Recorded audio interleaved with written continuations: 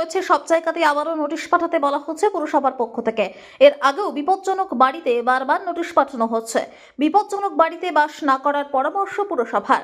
আইনি জটিলতার কারণে এবং মানবিকতার জন্য পুরসভা পদক্ষেপ নিতে পারে না। জোড়া বাগানে বাড়িটি বিপজ্জনক অংশ ভেঙে ফেলা হবে সতর্কতার সঙ্গে।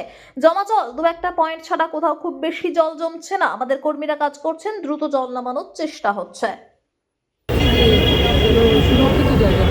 ম্যাডাম, কলকাতা পুরসভার যে আইন তাতেও কি এভাবে এই ধরনের বাড়িগুলো নিয়ে দেখা যায় যে শরিকি ঝামেলা, আইনি জটিলতা, ঠিক বিপজ্জনক বাড়ির নোটিশ দিয়েই পুরসভাকে থাকতে হয়, আর তো কিছু করার। আপনি তো জোর করে কাউকে কারোর বাড়ি থেকে বের করতে পারবেন না, কিন্তু এটা ওনাদেরকে বুঝতে হবে যে বিপজ্জনক যখন বলা হয়ে গেছে তখন বের হতে হবে।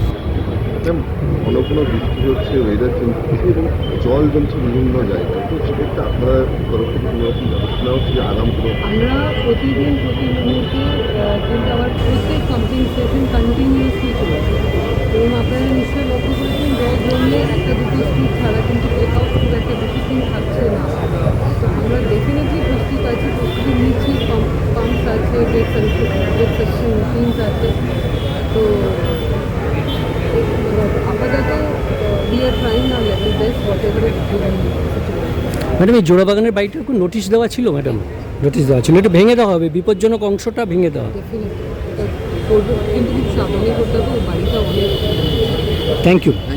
রতনের রিপোর্ট, পিবি নিউজ।